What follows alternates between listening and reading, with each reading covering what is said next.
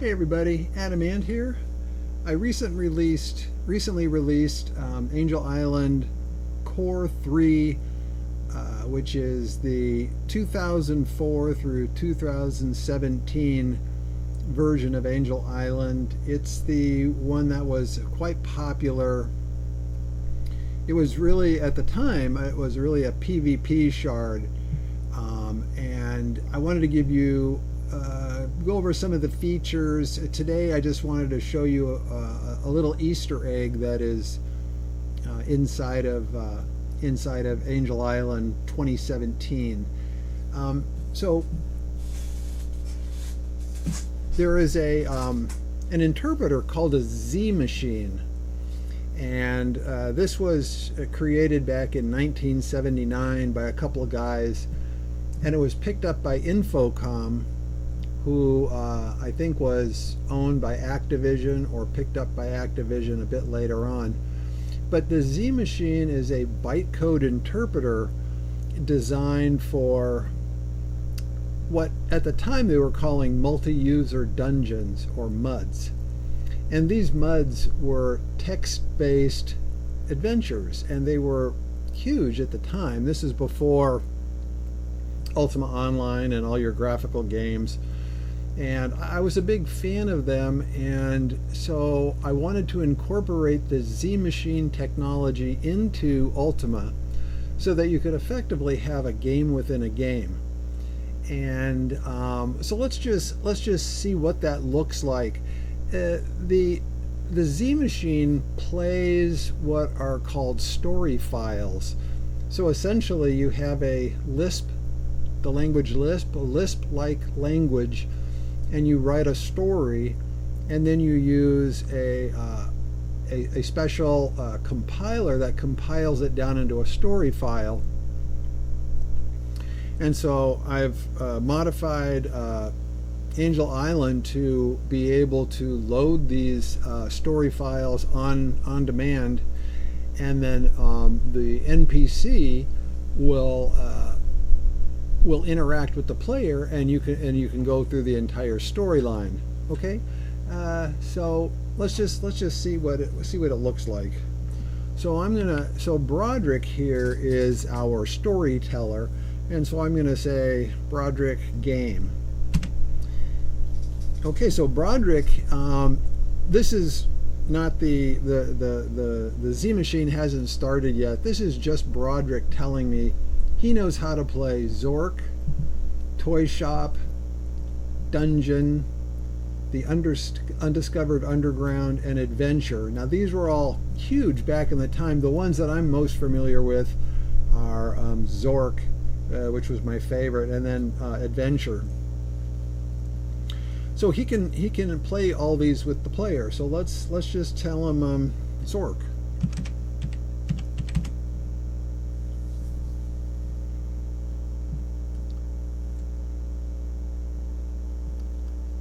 Okay, so he gives us the standard header. It says the Great Underground Empire, Infocom Interactive Fiction, a fantasy story, copyright 1981 through 1986. So then the game begins, and he tells us west of house.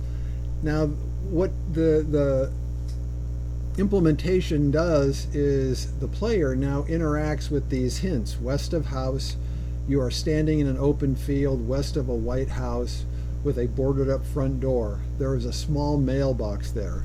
Okay, so let's do the obvious thing. Let's open the mailbox.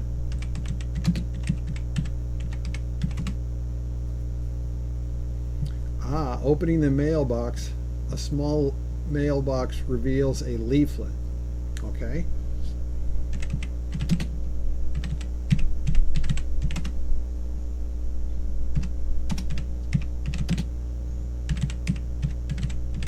So we're going to take the leaflet, and so the Z machine, and this adventure in particular, has a notion of not only items, the leaflet for instance. Now the leaflet is in my inventory, in my virtual inventory and not in my backpack here.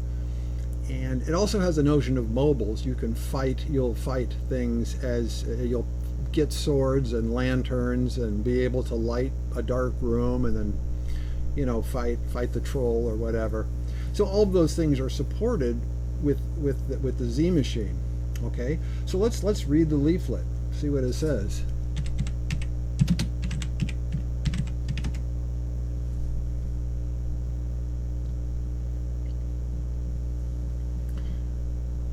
So this is the actual introductory text of Zork that goes back to, I guess, 1979 or so. And at the time, people were playing these on, monochrome monitors and very, very old machines. But it's kind of wonderful. I really like to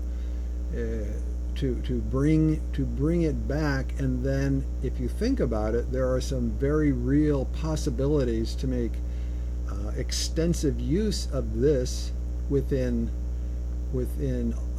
Angel Island or whatever shard you happen to be running, and we'll talk about that in a second. So let's just do a little bit more here with with the game that we have. So I'm going to look.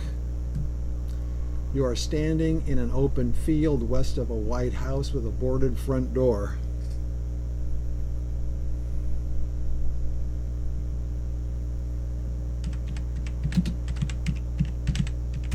So I'm going to drop the leaflet. Don't need it because you have a limited inventory. So I'm going to go south.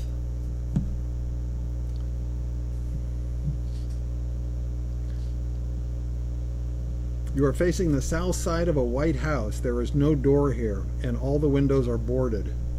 Okay, so what do you think I should do? Let's try going east.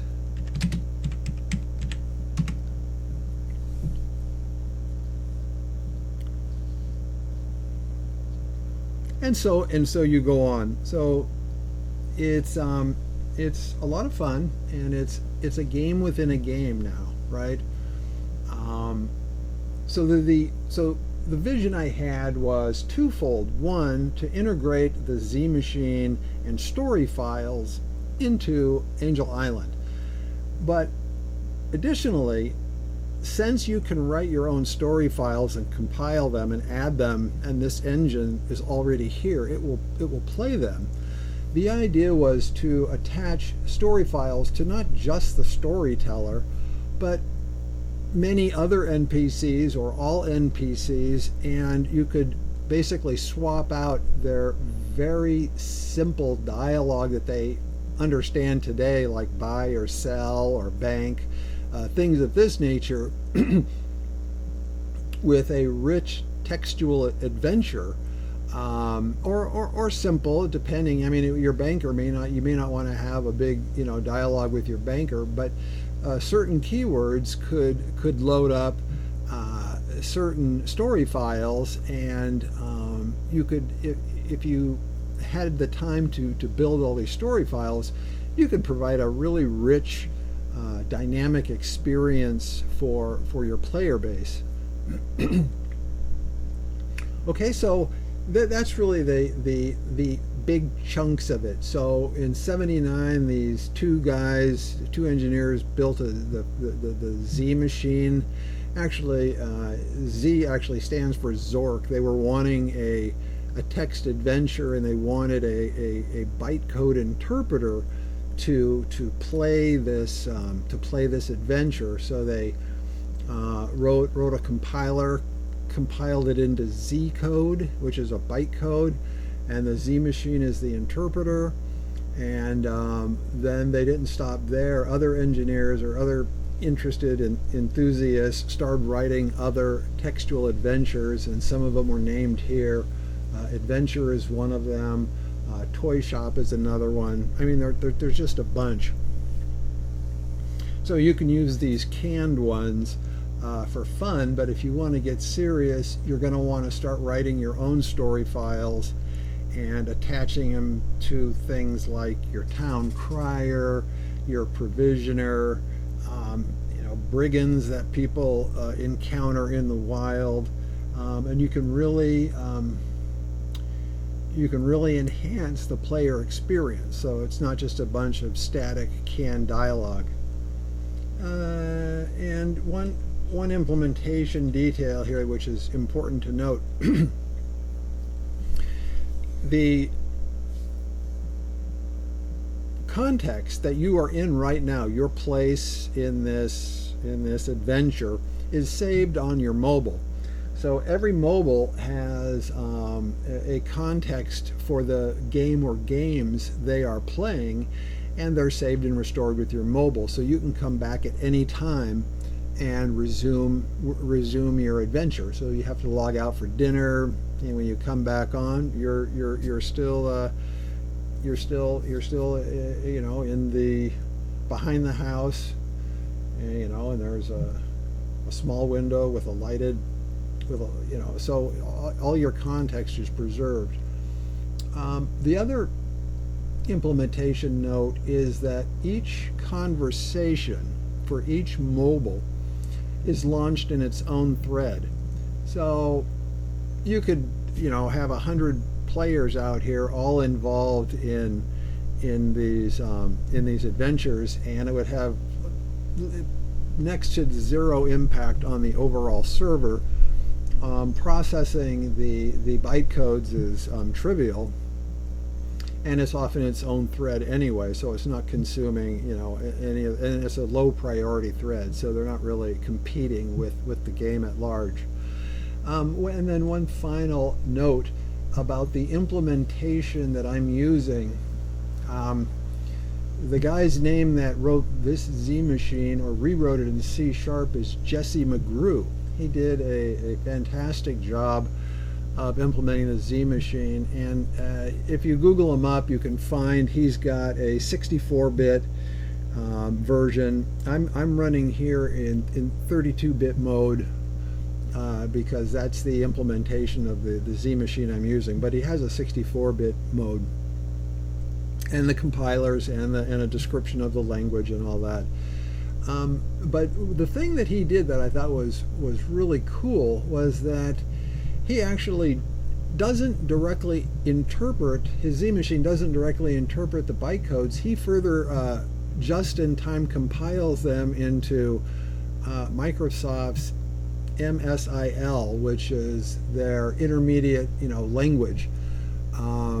So that's really cool. You get native